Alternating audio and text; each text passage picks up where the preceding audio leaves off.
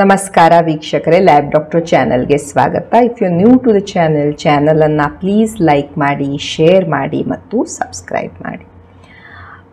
ಇವತ್ತಿನ ವಿಡಿಯೋದಲ್ಲಿ ನಾವು ಈ ESR ಎರಿಥ್ರೋಸೈಟ್ ಸೆಡಿಮೆಂಟೇಷನ್ ರೇಟ್ ನಂದು ಹೆಚ್ಚಿಗೆ ಬಂದಿದೆ, ಯಾಕೆ ಹೆಚ್ಚಿಗೆ ಬಂದಿದೆ ಮತ್ತು ನಾನು ಏನು ಮಾಡಬೇಕು ಇದನ್ನು ಕಡಿಮೆ ಮಾಡ್ಕೊಳ್ಳೋಕ್ಕೆ, ಈ ಕ್ವೆಶನ್ನಿಗೆ ಆನ್ಸರನ್ನು ಪಡೆದುಕೊಳ್ಳೋಣ.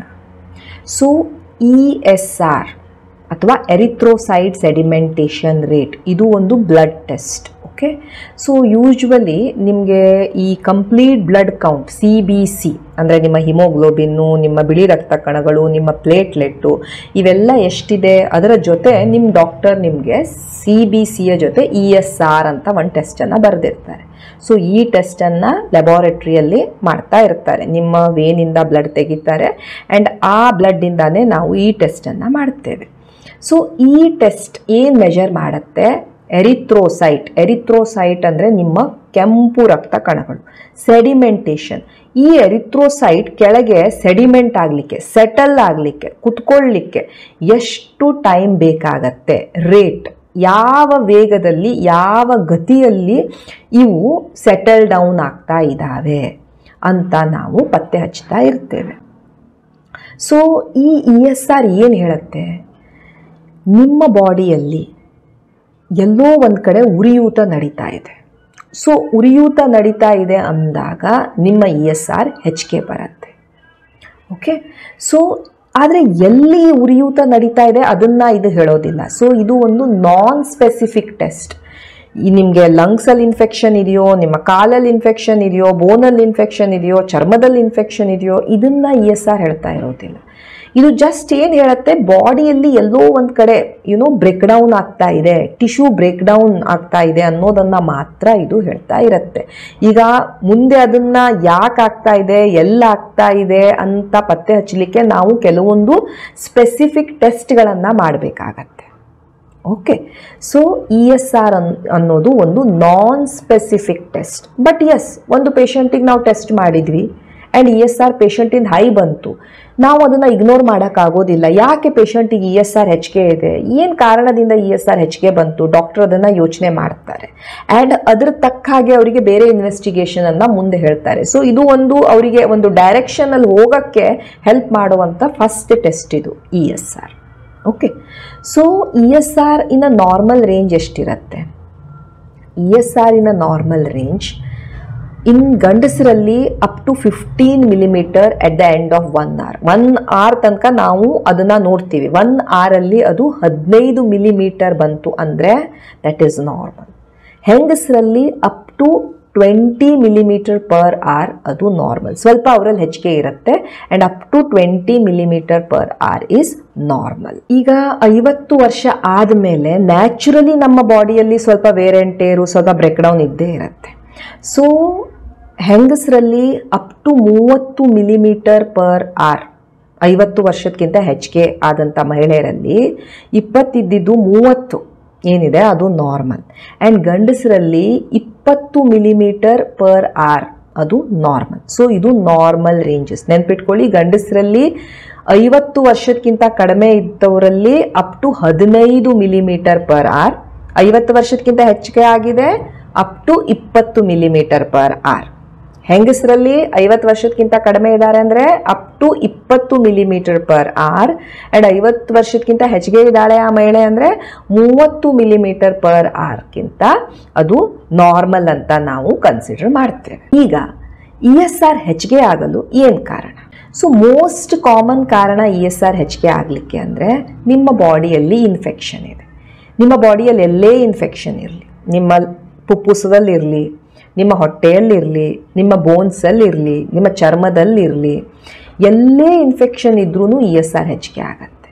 Bacterial infection, viral infection, fungal infection, ಏನೇ ಇನ್ಫೆಕ್ಷನ್ ಇದ್ರೂ ESR ಹೆಚ್ಚಿಗೆ ಆಗ್ಬೋದು. So one of the conditions ಯಾವಾಗ ESR ಹೆಚ್ಚಿಗೆ ಆಗುತ್ತೆ, ಈ ಥರದ ಇನ್ಫೆಕ್ಷನಲ್ಲಿ ಪೇಷಂಟಿಗೆ ಬಹಳ ಕೆಮ್ಮಿದೆ, ದೀರ್ಘಕಾಲದಿಂದ ಕೆಮ್ತಾ ಇದ್ದಾನೆ, ಟ್ಯೂಬರ್ಕುಲೋಸಿಸ್ ಅವನಿಗಿದೆ, ESR ಹೆಚ್ಚಿಗೆ ಬರುತ್ತೆ. ಪೇಷಂಟಿಗೆ ಹೊಟ್ಟೆಯ ಉರಿಯೂತದ ರೋಗವಿದೆ ಅಥವಾ ಕರುಳಿನ ಉರಿಯೂತದ ರೋಗವಿದೆ, inflammatory bowel disease, ulcerative colitis, Crohn's disease, ಆತನ ESR ಹೆಚ್ಚಿಗೆ ಬರುತ್ತೆ. ಬಂದರೆ ಜಸ್ಟ್ ನೀವು ESR ನೋಡಿಕೊಂಡು ಹೌದು ಈತನಿಗೆ ಹೊಟ್ಟೆಯಲ್ಲೇ ಇನ್ಫೆಕ್ಷನ್ ಇದೆ ಅದು ಗೊತ್ತಾಗೋದಿಲ್ಲ. ಓಕೆ, ಸೊ ಈ ಥರ ಇನ್ಫೆಕ್ಷನ್ ಇದ್ದಾಗ ಆತನಿಗೆ ESR ಹೆಚ್ಚಿಗೆ ಆಗ್ಬೋದು. ಯೂರಿನರಿ ಟ್ರ್ಯಾಕ್ಟ್ ಇನ್ಫೆಕ್ಷನ್ ಇದೆ, ಅಲ್ಲಿನೂ ಉರಿಯೂತವಾಗ್ತಾ ಇರುತ್ತೆ, ESR ಹೆಚ್ಚಿಗೆ ಬರ್ಬೋದು. ಸೊ ESR ಹೆಚ್ಚಿಗೆ ಇದೆ, ಪೇಷಂಟಿಗೆ ಯೂರಿನ್ ಮಾಡಬೇಕಾದ್ರೆ ಉರಿತಾ ಇದೆ, ಹೊಟ್ಟೆ ನೋವು ಇದೆ, ಸ್ವಲ್ಪ ಬ್ಲಡ್ ಹೋಗ್ತಾ ಇದೆ ಯೂರಿನಲ್ಲಿ, ಡಾಕ್ಟರ್ ಆವಾಗ ಕೋರಿಲೇಟ್ ಮಾಡ್ತಾರೆ ಇದು ಮೇ ಬಿ ಇದು ಯೂರಿನರಿ ಟ್ರ್ಯಾಕ್ಟ್ ಇನ್ಫೆಕ್ಷನ್ ಇರಬಹುದು ಅಂತ. ಹೀಗೆ ನಾವು ಕೋರಿಲೇಟ್ ಮಾಡಬೇಕಾಗತ್ತೆ. ಸೊ ಎಲ್ಲ ಪೇಷಂಟಿನ ಲಕ್ಷಣಗಳು ಮತ್ತೆ ನಿಮ್ಮ ಲ್ಯಾಬ್ ರಿಪೋರ್ಟ್, ಬರೀ ಲ್ಯಾಬ್ ರಿಪೋರ್ಟ್ ಒಂದೇ ನೋಡಿಕೊಂಡು ಪೇಷಂಟಿಗೆ ಈ ಥರದ ಇನ್ಫೆಕ್ಷನ್ ಇದೆ, ಈ ಥರದ ಔಷಧಿ ತಗೊಳ್ಬೇಕು ಅಂತ ನಾವು ಡಿಸೈಡ್ ಮಾಡೋಕ್ಕಾಗೋದಿಲ್ಲ. Lab report only one entity ನಿಮಗೆ ಹೆಲ್ಪ್ ಮಾಡೋದಕ್ಕೆ. ಪೇಷಂಟಿನ ಸಿಂಪ್ಟಮ್ಸು, ಲಕ್ಷಣಗಳು ಆ್ಯಂಡ್ ಲ್ಯಾಬ್ ರಿಪೋರ್ಟ್ಸ್ ಇವೆಲ್ಲವನ್ನ ಕೂಡಿ ನಾವು ಡಿಸಿಷನನ್ನು ಮಾಡ್ತಾ ಇರ್ತೇವೆ. ಎರಡನೇದು ಆಟೋ ಇಮ್ಯೂನ್ ಡಿಸೀಸ್. ನಿಮಗೆ ಎಲ್ಲೋ ಜಾಯಿಂಟ್ ಪೇನ್ ಇದೆ, ರುಮೆಟಾಯ್ಡ್ ಆರ್ಥ್ರೈಟಿಸ್ ಇದೆ, ನಿಮಗೆ ಆಸ್ಟಿಯೋ ಆರ್ಥ್ರೈಟಿಸ್ ಇದೆ, ನಿಮ್ಮ ಕೀಲುಗಳಲ್ಲಿ ನೋವು, ಕೈಕಾಲು ನೋವು, ಸಂಧಿವಾತ, ಇವೆಲ್ಲದರಲ್ಲಿ ನಿಮಗೆ ESR ಹೆಚ್ಚಿಗೆ ಆಗ್ಬೋದು. ನಿಮಗೆ ಕ್ರಾನ್ಸ್ ಡಿಸೀಸ್ ಇದೆ, ESR ಹೆಚ್ಚಿಗೆ ಆಗ್ಬೋದು. ನಿಮಗೆ ಡಯಾಬಿಟಿಸ್ ಇದೆ, ಇದು ಒಂದು ಉರಿಯೂತದ ರೋಗ, ESR ಅಂತ ಪೇಷಂಟ್ಸಲ್ಲಿ ಸ್ವಲ್ಪ ಹೆಚ್ಚಿಗೆ ಬರ್ತಾ ಇರುತ್ತೆ. ಕೆಲವೊಂದು ಕ್ಯಾನ್ಸರ್ಸಲ್ಲಿ ESR ಹೆಚ್ಚಿಗೆ ಬರುತ್ತೆ. ಮಲ್ಟಿಪಲ್ ಮೈಲೋಮಾ ಅನ್ನುವಂಥ ಒಂದು ಕ್ಯಾನ್ಸರ್, ಈ ಮೂಳೆ ಮಜ್ಜೆಯಲ್ಲಿ ಈ ಪ್ಲಾಸ್ಮಾ ಸೆಲ್ಸ್ ಹೆಚ್ಚಿಗೆ ಆಗಿಬಿಡ್ತವೆ ಆ್ಯಂಡ್ ಇವು ಒಂದು ಟೈಪ್ ಆಫ್ ಪ್ರೋಟೀನನ್ನು ಪ್ರೊಡ್ಯೂಸ್ ಮಾಡೋಕ್ಕೆ ಶುರು ಮಾಡಿಬಿಡ್ತವೆ ಆ್ಯಂಡ್ ಇದರಿಂದ ESR ಬಹಳ ಹೆಚ್ಚಿಗೆ ಬರ್ತಾ ಇರುತ್ತೆ. ಸೊ ಬಹಳ ಹೆಚ್ಚಿಗೆ ESR ಬಂತು ಅಂದಾಗ ಡಾಕ್ಟರ್ಸ್ ಅದನ್ನು ಡೆಫಿನೆಟ್ಲಿ ಇನ್ವೆಸ್ಟಿಗೇಟ್ ಮಾಡೇ ಮಾಡ್ತಾರೆ. ನಿಮ್ಮ ಮೂಳೆ ಮಜ್ಜೆಯ ಸ್ಟಡಿಯನ್ನು ಮಾಡ್ತಾರೆ, ಎಲೆಕ್ಟ್ರೋಫೋರೋಸಿಸ್ ಮಾಡ್ತಾರೆ, protein electrophoresis to rule out multiple myeloma. So ಕೆಲವೊಂದು ಕ್ಯಾನ್ಸರ್ಸ್ ಅಲ್ಲಿ ಸಹ ESR ಹೆಚ್ಚಿಗೆ ಬರಬಹುದು. ಕಿಡ್ನಿ ಡಿಸೀಸ್, ನಿಮಗೆ ದೀರ್ಘಕಾಲದ ಕಿಡ್ನಿಯ ಉರಿಯೂತದ ರೋಗವಿದೆ, ಕ್ರಾನಿಕ್ ಕಿಡ್ನಿ ಡಿಸೀಸ್ ಇದೆ, ESR ಹೆಚ್ಚಿಗೆ ಬರಬಹುದು. ನಿಮಗೆ ರಕ್ತಹೀನತೆ ಇದೆ, ಬಹಳ ಕಾಮನ್ ಕಂಡೀಷನ್ ನಮ್ಮ ಇಂಡಿಯಾದಲ್ಲಿ, ಎಸ್ಪೆಷಲಿ ಮಹಿಳೆಯರಲ್ಲಿ.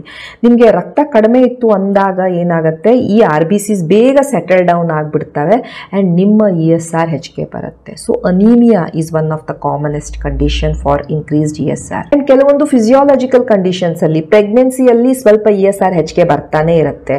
ನಿಮಗೆ ಸ್ವಲ್ಪ ಬೊಜ್ಜು ಜಾಸ್ತಿ ಇದೆ, ನೀವು ಓವರ್ ವೇಟ್ ಇದ್ದೀರಾ, ಆವಾಗ ನಿಮಗೆ ESR ಹೆಚ್ಚಿಗೆ ಬರ್ತಾ ಇರುತ್ತೆ.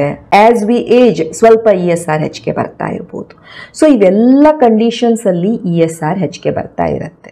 ಯಾವ ಡಿಸೀಸಸ್ ಅಲ್ಲಿ ಅಂತ ಹೇಳಿದ್ರೆ, ಇನ್ಫೆಕ್ಷನ್ಸ್ ಅಲ್ಲಿ, ಅದು ಲಂಗ್ ಇನ್ಫೆಕ್ಷನ್ ಇರ್ಬೋದು, ಅಥವಾ ನಿಮ್ಮ ಸ್ಕಿನ್ ಇನ್ಫೆಕ್ಷನ್ ಇರ್ಬೋದು, ಬೋನ್ ಇನ್ಫೆಕ್ಷನ್ ಇರ್ಬೋದು, TB ಇರಬಹುದು, ಪೇಷಂಟಿಗೆ ಕೆಲವೊಂದು ಕ್ಯಾನ್ಸರ್ಸ್, ಮಲ್ಟಿಪಲ್ ಮೈಲೋಮಾ ಇರ್ಬೋದು, Crohn's disease, ulcerative colitis, chronic kidney disease, diabetes, rheumatoid arthritis, SLE, psoriasis, ಕೀಲ್ ನೋವು ಇರ್ಬೋದು, ಸಂಧಿವಾತ ಇರ್ಬೋದು, ಇವೆಲ್ಲದರಲ್ಲಿ ESR ಹೆಚ್ಚಿಗೆ ಬರ್ತಾ ಇರುತ್ತೆ.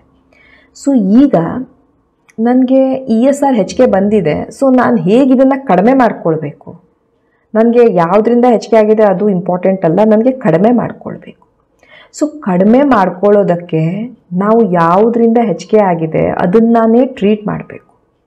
So that is why we should know ಯಾವುದರಿಂದ ನಿಮ್ಗೆ ESR ಹೆಚ್ಚಿಗೆ ಆಗಿದೆ.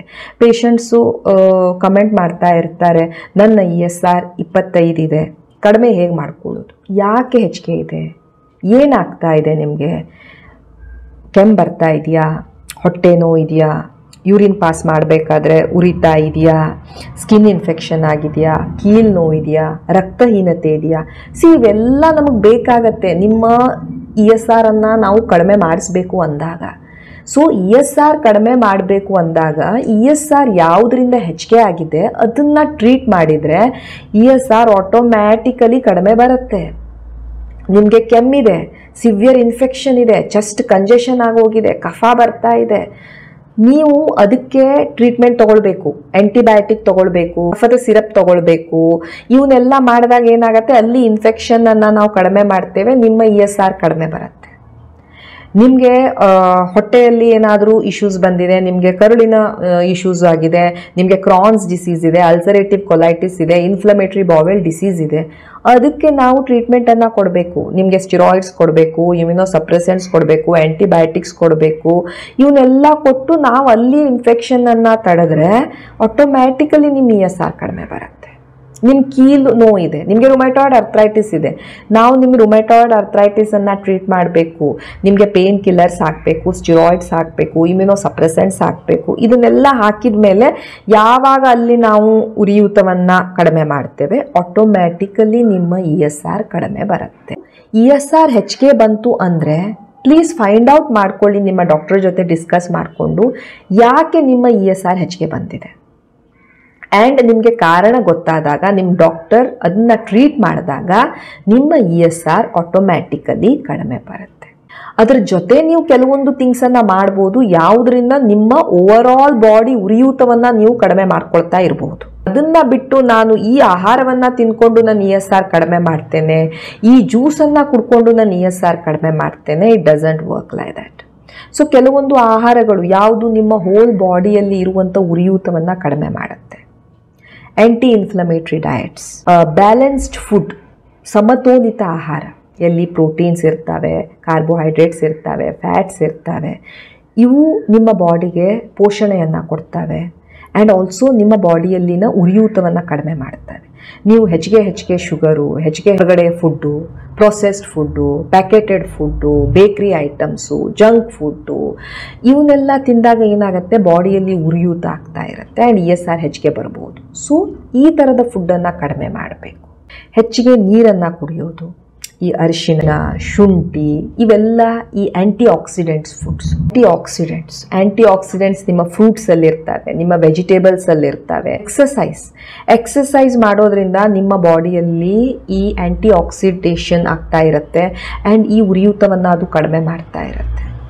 ನೀವು ಎಕ್ಸಸೈಸ್ ಮಾಡ್ತಾ ಇದ್ದೀರಾ, ನೀವು ಈ ಸಮತೋಲಿತ ಆಹಾರ ತಿಂತಾ ಇದ್ದೀರಾ, ಇದರಿಂದ ನಿಮ್ಮ ವೇಟ್ ಕಡಿಮೆ ಆಗುತ್ತೆ ಆ್ಯಂಡ್ ವೇಟ್ ಹೆಚ್ಚಿಗೆ ಇರೋದು ನಿಮ್ಮ ಬಾಡಿ ಮೇಲೆ ಒಂದು ಸ್ಟ್ರೆಸ್, ಇದೇ ಒಂದು ಲೋ ಗ್ರೇಡ್ ಉರಿಯೂತವನ್ನು ಮಾಡ್ತಾ ಇರುತ್ತೆ ನಿಮ್ಮ ಬಾಡಿಯಲ್ಲಿ. ಸೊ ವೇಟ್ ಕಡಿಮೆ ಆಗ್ತಾ ಇದ್ದ ಹಾಗೆ ನೀವು ನೋಡ್ಬೋದು ESR ಸಹ ಕಡಿಮೆ ಆಗುತ್ತೆ, ನಿಮ್ಮ ಬಾಡಿ ಮೇಲೆ ಇರುವಂಥ ಸ್ಟ್ರೆಸ್ ಕಡಿಮೆ ಆಗುತ್ತೆ. ಸ್ಮೋಕಿಂಗ್ ಮಾಡ್ತಾ ಇದ್ದೀರಾ, ಅದನ್ನು ಕಡಿಮೆ ಮಾಡಿ, ನಿಲ್ಲಿಸಿ. ಡ್ರಿಂಕ್ಸ್ ಮಾಡ್ತಾ ಇದ್ದೀರಾ, ಕಡಿಮೆ ಮಾಡಿ, ನಿಲ್ಲಿಸಿ. ESR ಕಡಿಮೆ ಆಗುತ್ತೆ. ಸ್ಟ್ರೆಸ್ ಕಡಿಮೆ ಮಾಡ್ಕೊಳ್ಳಿ, ಒಂದು ಕ್ವಾಲಿಟಿ ಸ್ಲೀಪನ್ನು ಪಡೆಯಲಿಕ್ಕೆ ಟ್ರೈ ಮಾಡಿ. ಇವೆಲ್ಲ ನಿಮಗೆ ಸಪೋರ್ಟ್ ಮಾಡುವಂಥದ್ದು ನಿಮ್ಮ ಬಾಡಿಯ ಉರಿಯೂತವನ್ನು ಕಡಿಮೆ ಮಾಡಲಿಕ್ಕೆ. ಬಟ್ ಮೇನ್ ಏನಿರುತ್ತೆ, ನಿಮಗೆ ಯಾವುದರಿಂದ ಈ ESR ಹೆಚ್ಚಿಗೆ ಆಗ್ತಾ ಇದೆ ಅದನ್ನು ನೀವು ಟ್ರೀಟ್ ಮಾಡಿಕೊಳ್ಳೇಬೇಕು. ಅದರ ಜೊತೆ ಆಹಾರ, ಎಕ್ಸಸೈಸ್, ಸ್ಟ್ರೆಸ್ ಕಡಿಮೆ, ಸ್ಮೋಕಿಂಗ್ ಇಲ್ಲ, ಡ್ರಿಂಕಿಂಗ್ ಇಲ್ಲ ಆ್ಯಂಡ್ ಸ್ಲೀಪ್ ಪಡೆಯೋದು, ಇವೆಲ್ಲ ಮಾಡೋದ್ರಿಂದ ನಿಮ್ಮ ಓವರ್ ಆಲ್ ಬಾಡಿಯಲ್ಲಿ ಇರುವಂಥ ಉರಿಯೂತ ಕಡಿಮೆ ಆಗುತ್ತೆ ಆ್ಯಂಡ್ ESR ಅನ್ನು ಕಡಿಮೆ ಮಾಡಲಿಕ್ಕೆ ಅದು ಹೆಲ್ಪ್ ಮಾಡ್ತಾ ಇರುತ್ತೆ. ಇದು ಕೆಲವೊಂದು ಟಿಪ್ಸ್ ಯಾವುದರಿಂದ ನೀವು ನಿಮ್ಮ ESR ಅನ್ನು ಕಡಿಮೆ ಮಾಡ್ಕೊಳ್ಬೋದು. ನೆನ್ಪಿಟ್ಕೊಳ್ಳಿ, ESR ಒಂದು ನಾನ್ ಸ್ಪೆಸಿಫಿಕ್ ಮಾರ್ಕರ್. ESR ನಿಮ್ಗೆ ಎಲ್ಲಿ ಇನ್ಫೆಕ್ಷನ್ ಆಗ್ತಾ ಇದೆ, ESR ನಿಮ್ಮ ಬಾಡಿಯಲ್ಲಿ ಎಲ್ಲಿ ಉರಿಯೂತ ನಡೀತಾ ಇದೆ ಅದನ್ನು ಹೇಳೋದಿಲ್ಲ. ಜಸ್ಟ್ ಒಂದು ಅಲಾರ್ಮ್ ಹೇಳ್ತಾ ಇದೆ, ಏನೋ ನಡೀತಾ ಇದೆ ನಿಮ್ಮ ಬಾಡಿಯಲ್ಲಿ, ಪತ್ತೆ ಹಚ್ಕೊಳ್ಳಿ ಅಂತ. ಸೊ ಡಾಕ್ಟರ್ ಎಡಿಷನಲ್ ಇನ್ವೆಸ್ಟಿಗೇಷನ್ ಮಾಡಿಕೊಂಡು ನಿಮ್ಗೆ ಅದನ್ನು ಪತ್ತೆ ಹಚ್ಚಬೇಕು ಆ್ಯಂಡ್ ಅದನ್ನು ಟ್ರೀಟ್ ಮಾಡಬೇಕು. ಇದರಿಂದ ನಿಮ್ಮ ESR ಕಡಿಮೆ ಬರುತ್ತೆ. Thank you so much for watching the video. Please like, share and subscribe the channel. Thank you.